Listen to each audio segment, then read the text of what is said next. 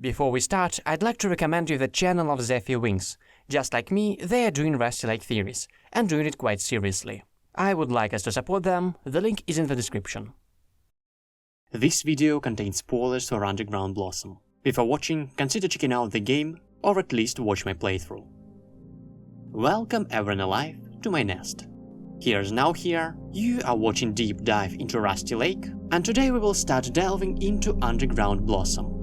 As usual, we will start at the surface, with a simple yet detailed recap of the plot. Well, crucial to delve into the level of speculations and theories in future videos. Subscribe so you don't miss them, and we are getting started. Usually, this game starts at the first level. This one, however, begins directly from the main menu, at the station with green tiles. I'll explain later why this is the case, but for now, petals are slowly falling from above. Blossom in the underground, hence the title. Their color, either pink or white, is randomly chosen each time a new save is created. Something similar we observed in the past within. The replayability of the game was built on this, but here the color doesn't mean much. Still an interesting detail though. Another interesting detail is a swinging black suitcase. Well, it swings. Okay, it will become more interesting later. Let's start the game. The game structure is basically a subway line, and the first stop we make is Crib Station. Someone is waiting for us there. A woman with a stroller. She says she's glad to see us, introduces us to her daughter Laura, and asks to take care of her. If you watched the previous parts of Deep Dive, or you're simply a Rusty Lake veteran, it's not the first time you see these characters, and you likely know them quite well. The mother is Rose Vanderboom, who previously resurrected her father, and even earlier, her great-granduncle William, using, among other things, his golden timepiece. In fact, the reincarnation of William, now named Laura, is currently drooling in the stroller, while the timepiece hangs around Rose's neck. We know Laura quite well too, and Underground Blossom is her story. Each station symbolizes a certain episode, and sometimes even a whole stage in Laura's life. So the game does not provide us with dates. Fortunately, we do remember Laura's year of birth. So Underground Blossom probably starts sometime around 1935. Well, let's take care of her. Change her diapers, and we are better to feed her. A bottle of milk happens to be in Rose's suitcase. Also, there's either a butterfly or a bee inside, depending on the color of the blossom. Both insects refer to the past within. Laura drinks the milk and passes up the diaper. We dispose of it, burn it, and I think we're done with Laura for now. A peculiar poster, win a trip to Rusty Lake, and a familiar hotel on it. To move on to the next level, or as the game puts it, to let the future arrive, we need to know when the train departs and somehow get a ticket. We open the ticket booth. Wake up the sleeping cashier with a couple of hits on the head, and we realize that we have no money to our name. Meanwhile, the train arrives. Our conductor turns out to be Mr. Crow in his human form. Of course, he asks for a ticket. He sponsors our first ticket. Voluntarily. Or maybe not quite. There you go. Have a nice journey. He also punches it. Thank you. Have a nice journey. And we leave Crib Station with the Butterbee on board.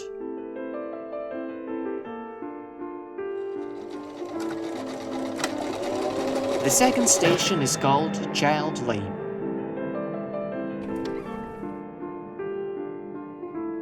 There we see a statue of Owl, a stained glass window with a hotel, and another one with a tree out of bloom 2 roses will transform into in the past within. Judging by the newspaper, the events are happening around the same time as the murder of Dale Vandermeer's parents, I would say in 1940. Among other things, we have a renovation of Rusty Lake Hotel, the opening of a new Johnson bird food factory, The discovery of an ageless dog.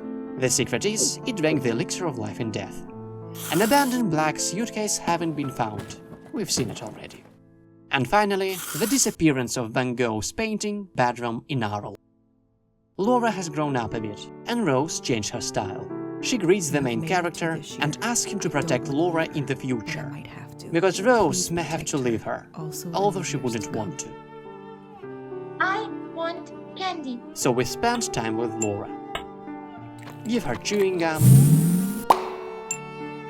play hide and seek, assemble stained glass windows, Can I take your photos. Bleh.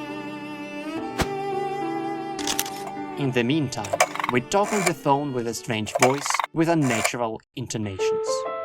Hello, I am glad you come. He warns that he will come for the mother, Rose that is, and that she knows about it. She knows. Meanwhile, we continue to babysit Laura. She takes some photos of us and Rose, but with another flash. The atmosphere changes. Laura screams in fear. The lights go out, and eerie music starts playing. Laura, with tears in her eyes, asks her mom what's happening. But Rose just stands there with her eyes closed. Behind her looms a shadow with a deer's skull on its head. This skull once belonged to Albert the sorcerer, Rose's late father. This shadow is his corrupted soul, the ghost that Rose will have to resurrect in the past within. She has to come with me. The ghost is saying. The girl is on her own. He takes Rose away on the train. All that's left behind is an abandoned handbag. Inside, there is her timepiece and a letter to the protagonist. My dear friend, I wish I never had left her. I love my daughter more than anything in the world. But I know we both have to follow our own path. Please, hold this timepiece close. It will protect her in the future. Signed, Rose. And where's Laura? After a quick search, she is found inside Mr. Owl's pedestal, which we previously opened for a puzzle. Laura retreats deeper into it. Retreats into herself. Asks to be left alone. Unfortunately, there's nothing we can do about it. We can only pick up the film with fresh photos she dropped and develop them. Put the film roll in the box. Come back in 20 minutes. Finally, we'll see how we look. Laura! Who in the world takes photos like that? In the photos, we see a vague silhouette with a bird-like head. Also Rose, right at the moment of abduction. Old fans won't mistake this silhouette for anything. But if anyone has doubts, in the box where the camera was hidden, you could enter the code from the secret envelope from the cave, and then Laura would take another photo. In this one, it's crystal clear that we play as Harvey, the parrot who has been living with Laura all this time. And for some reason, in this game, he appears in his anthropomorphic form. We buy a ticket from the machine, wait for the train, Mr. Crow punches the ticket, Mind the gap. and we leave Child Lane. Before we continue, if you like what I'm doing, leave thumbs up and subscribe to the channel. It really helps. And now back to the video. The third station is called School Street. Laura is now a teenager, and someone has stolen her photos. Someone stole my photos. Most likely it's someone among her classmates. Some of them are bored, some are aggressive, and others say that we look funny. One guy stands out from the crowd. His name is Hank. He asks for help with his album and promises to give something in return. He collects school gossip. Sam loves Johnny, Jimmy is allergic to peanuts, and Laura is always alone. Poor Laura. Not only she's a bit weird, a family trait, she has never left her shell since the incident. Her things are being stolen, caricatures are being drawn of her, and she has no friends. After finishing with the album and providing Hank with a couple of small services, we finally get a reward. Okay, you earned this. One moment. A worm. Use it wisely. Use it wisely, says Hank. A bit weird, but I like him. We feed the worm to a crow. It's unusual too, the secret old crow from the mill. It looks like a dark soul, but most likely it isn't, as it brings what seems to be normal eggs. We drop one such egg on the school kids, and it falls right on the head of the thief. As they say, the chickens will come home to roots. The photos are discovered in his diary, along with group drawings of Laura and Harvey. Laura thanks us. You. The photos are That's all all she I've has got left for you. of her mother. You can leave now. Again a ticket, again a train, again Mr. Crow punches, and we leave School Street.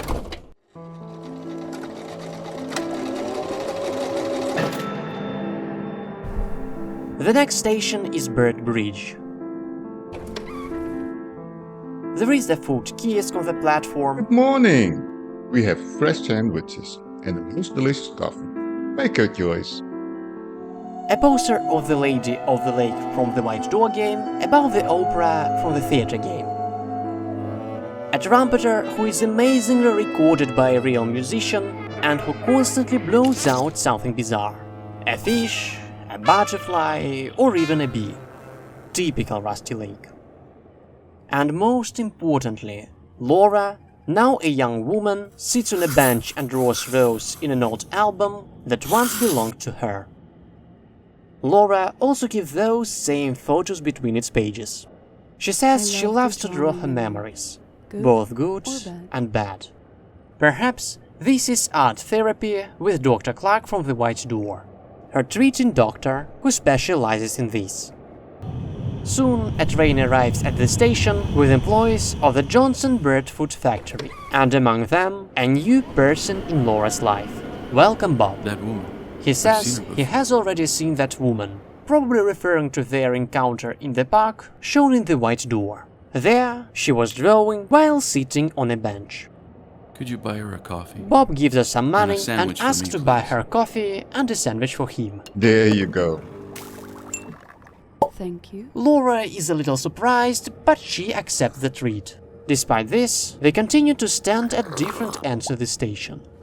One Does she wondering remember if me? she remembers him, and the other Have I actually seen you trying to before? remember.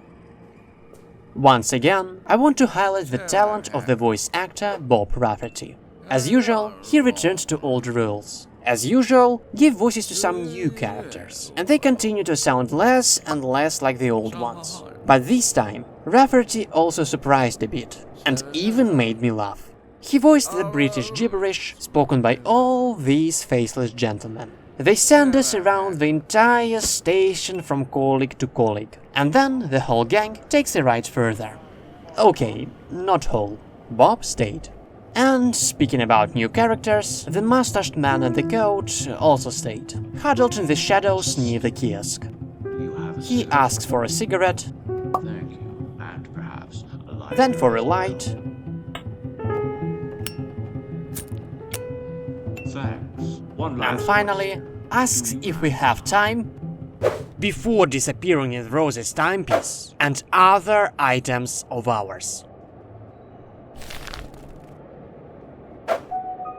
And the loudspeaker belatedly warns us about pickpockets. Personal belongings.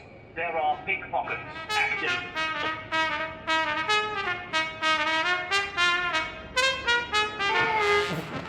The trumpeter blows out a robin, also from the White Door, symbolizing Bob's relationship with Laura. And they have finally came closer. Laura remember remembers you. him, and we can finally look into her album. On the page immediately after the drawing of Rose, we see a park and Bob's silhouette. That's where their first encounter took place. Following that is a drawing of a hissing dark soul. Next, we have the familiar statue of Mr. Owl, weeping blood, as well as that same robin, thanks to which the first conversation between Bob and Laura started. On the next page, we see the hotel. It's a place I know. The place she knows, as the alternative version of that conversation claims. It's hard for me to describe Laura's former classmates on the next page. They don't seem very aggressive, even though they stand in closed postures. There's just something about these faces, these eyes, that worries me. On the next page, we see Rose again.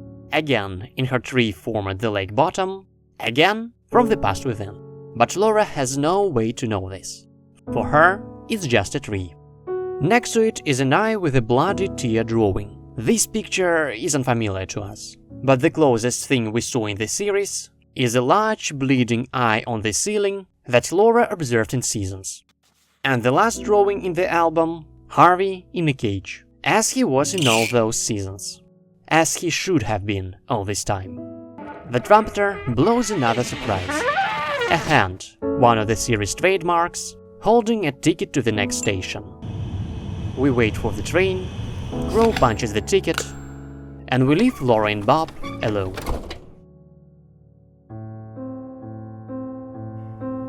And on that positive note, I interrupt my tale. Laura's story, of course, doesn't end here.